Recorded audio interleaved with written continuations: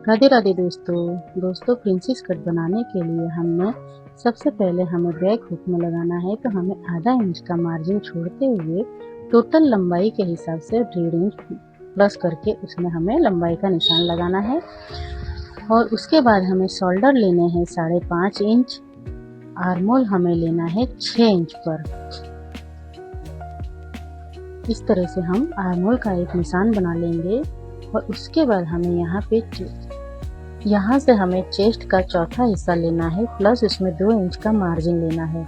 इसी तरह कमर का भी हमें 4th भाग लेना है, 1 इंच उसमें डार्ट्स के लिए लेना है और 2 इंच का उसमें मार्जिन लेना है। इस तरह से हम यहाँ से सीधी एक लाइन ड्रॉ कर लेंगे। फिर हमें यहाँ गले की चौड़ाई लेनी है और यहाँ से हमें गले का निशान लगा लेना है। जो हम गले का राउंड निशान लगाएंगे वही हमें यहाँ से ले लेना है। उसके बाद हमें यहाँ आर्मोल की गोलाई देनी है, क्योंकि हमने 1 इंच पे आर्मोल की गोलाई दी थी। फिर हमें इसे कट कर लेना है।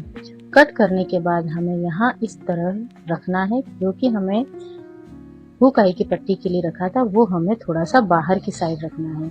और उसके बाद हमें इसी तरह से चारों तरफ निशान लगा लेना है।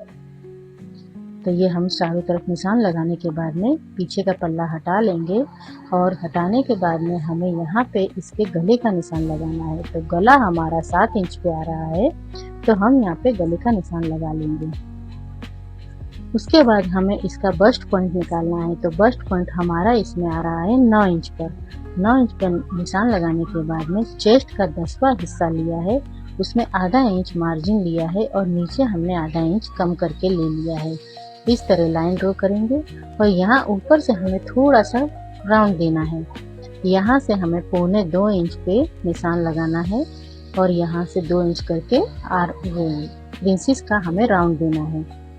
इसी तरह हमें यहाँ भी आधा इंच का मार्जिन लेते हुए राउंड दे देना है। तो इस तरह हमारा प्रिंसेस का राउंड बन गया है।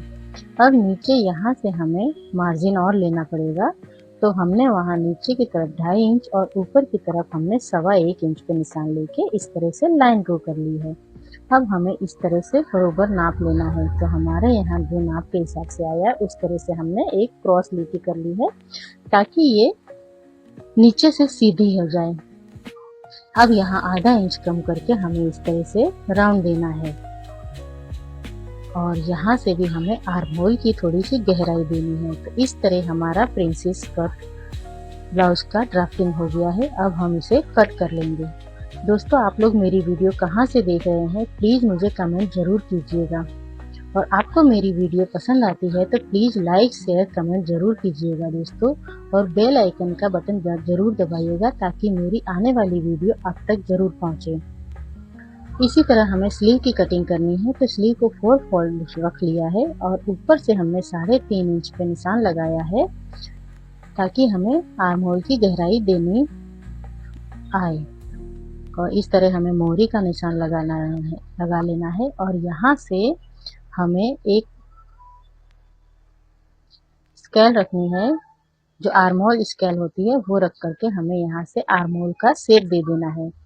गहराई का हिस्सा भी हमें उसी स्केल से लेना है। दोस्तों, अगर आप बिगनर्स हैं तो आप इस स्केल का इस्तेमाल ज़रूर करिएगा। ये बहुत ही फायदेमंद है, बहुत ही इजी हो जाता है इससे काम। तो हमने अब ये ब्लाउज के पीस पर भी हमने सारे पार्ट्स को अच्छे से बिछा लिया है और इसे भी हम इसी तरह कट कर लेंगे।